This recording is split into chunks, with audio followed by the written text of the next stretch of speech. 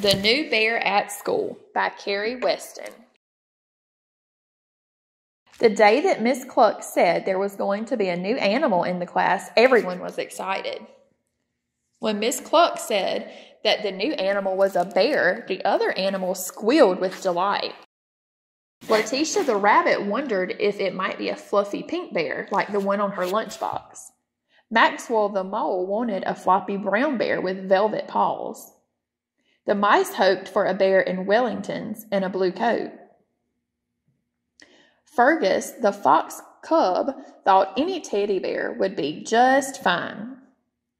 So when the classroom door opened and Miss Cluck introduced Boris, everyone screamed.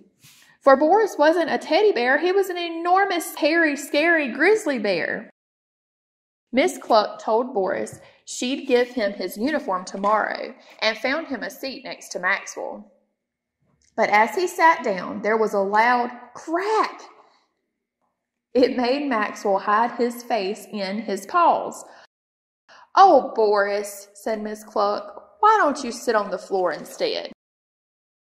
Miss Cluck gave Boris a new book and a pencil. He was very proud indeed. With a big friendly grin, Boris turned to show the mice. But Boris forgot how fierce his teeth were. He forgot how big his paws were, and he forgot how sharp his claws were. Somehow the mice got scattered across the classroom. Somehow the pages of his new book got ripped.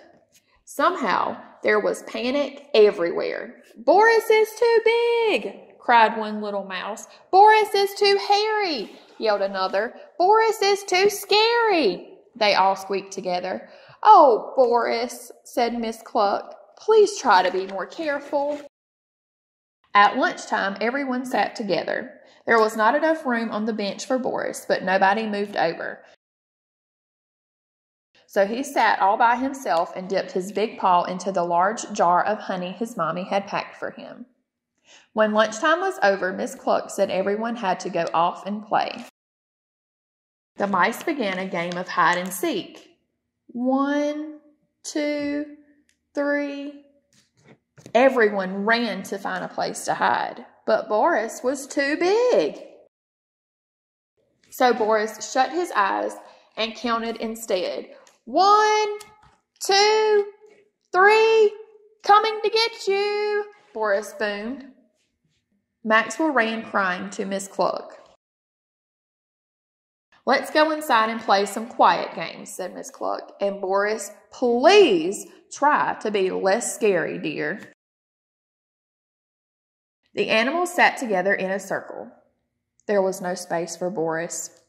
Boris had nobody to play with and nobody to talk to. Tears filled his big brown eyes, rolled down his long nose, and splashed onto the floor. "I'm a scary bear," he sniffed. "I'm a hairy bear," he sobbed. "I'm just a great big grizzly bear." It seemed like a very long afternoon. At last, it was time to go home.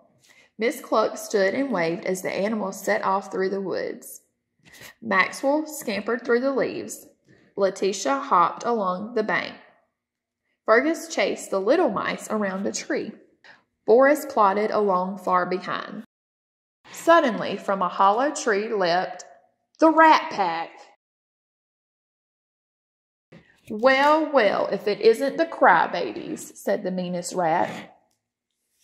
Letitia, Maxwell, Fergus, and the mice trembled while the Rat Pack circled around them. The rats didn't see Boris plodding along the path. All Boris could see was lots of excitement ahead. He wanted to join the fun. Boris stood up tall to greet the new friends with his biggest, widest bear grin, and "Yikes! It's a bear! Help! It's a scary bear! Quick, run! It's a hairy, scary grizzly bear!" The rotten rats ran away as fast as their skinny legs could carry them. "But I only wanted to say hello," called Boris. When Boris turned around, the other animals cheered. "Boris is a hairy bear," they sang. "Boris is a scary bear," they chanted. We're so glad that Boris is our grizzly bear. Suddenly, Boris felt very shy. If you're going to be a bear, he said very gently, then it's probably best to be a hairy, scary grizzly bear. The next day at school, the animals couldn't wait to tell Miss Cluck how Boris had saved them from the nasty rat pack. "Oh, Boris," said Miss Cluck, "what a good bear you are." At story time, everyone rushed to gather around Miss Cluck. There wasn't much room once Boris had sat down, but the rest of the class didn't mind one little bit. They all had a soft, warm place to sit after all.